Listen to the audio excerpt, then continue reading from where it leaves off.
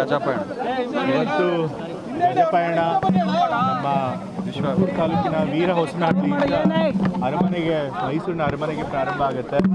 So ಇವತ್ತು ದಸರಾ ಮಹೋತ್ಸವದಲ್ಲಿ ಯಾವ್ಯಾವ ಆನೆಗಳು ಭಾಗವಹಿಸ್ತವೆ ಅವು ವೀರ ಹೊಸನಹಳ್ಳಿಯಿಂದ ನಮ್ಮ ಮೈಸೂರಿನ ಅರಮನೆ ತನಕ ಪಯಣನ ಪ್ರಾರಂಭ ಮಾಡ್ತವೆ.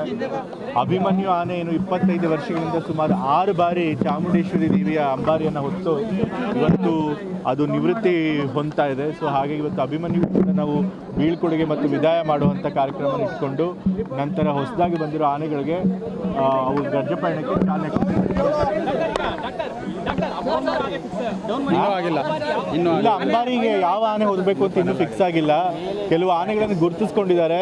ಅಲ್ಲಿ ಅರಮನೆಯಲ್ಲಿ ಟ್ರೈನ್ ಕೊಡೋ ಸಮಯದಲ್ಲಿ ಅವರು ಯಾವ ಆನೆನ ಕೊನೆ ಫೈನಲ್ ಆಗಿ ಅಂಬಾರಿ ಹೊರೋದಕ್ಕೆ ನೇಮಕ ಮಾಡಬೇಕು ಅನ್ನೋದನ್ನು ತೀರ್ಮಾನ ಮಾಡ್ತಾರೆ.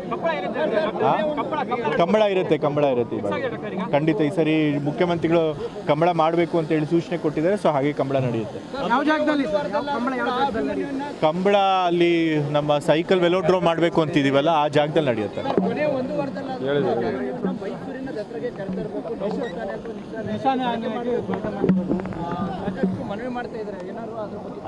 ಅದ್ರ ಬಗ್ಗೆ ನಮ್ಮ ಸಂಬಂಧಪಟ್ಟ ಅಧಿಕಾರಿಗಳು ಯಾರಿರ್ತಾರೆ, ಅರಣ್ಯ ಇಲಾಖೆ ಅಧಿಕಾರಿಗಳು, ಅವ್ರ ಜೊತೆ ಚರ್ಚೆ ಮಾಡಿ ಅದು ಎಷ್ಟು ಸೂಕ್ತ ಅನ್ನೋದು ತಿಳ್ಕೊಂಡು ಖಂಡಿತ ಅದನ್ನು ಮಾಡ್ತಾರೆ.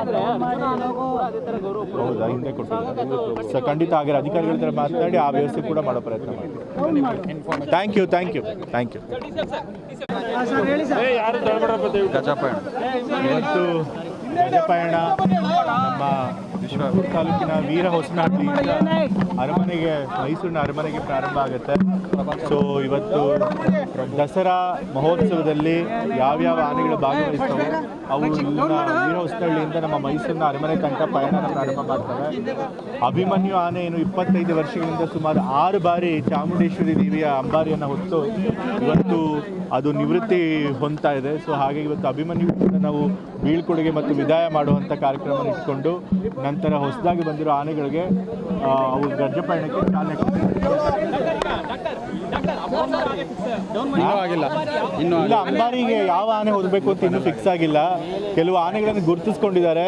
ಅಲ್ಲಿ ಅರಮನೆಯಲ್ಲಿ ಟ್ರೈನ್ ಕೊಡೋ ಸಮಯದಲ್ಲಿ ಅವರು ಯಾವ ಆನೆನ ಕೊನೆ ಫೈನಲ್ ಆಗಿ ಅಂಬಾರಿ ಹೊರೋದಕ್ಕೆ ನೇಮಕ ಮಾಡಬೇಕು ಅನ್ನೋದನ್ನು ತೀರ್ಮಾನ ಮಾಡ್ತಾರೆ.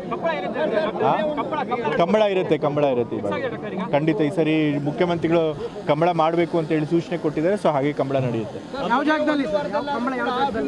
ಕಂಬಳ ಅಲ್ಲಿ ನಮ್ಮ ಸೈಕಲ್ ವೆಲೋಡ್ರೋಮ್ ಮಾಡಬೇಕು ಅಂತಿದೀವಲ್ಲ ಆ ಜಾಗದಲ್ಲಿ ನಡೆಯುತ್ತೆ.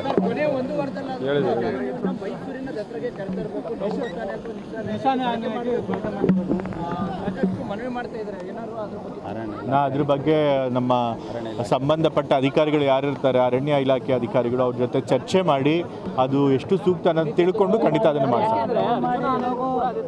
ಹೌದಾ, ಹಿಂದೆ ಕೊಟ್ಟಿದ್ದಾರೆ.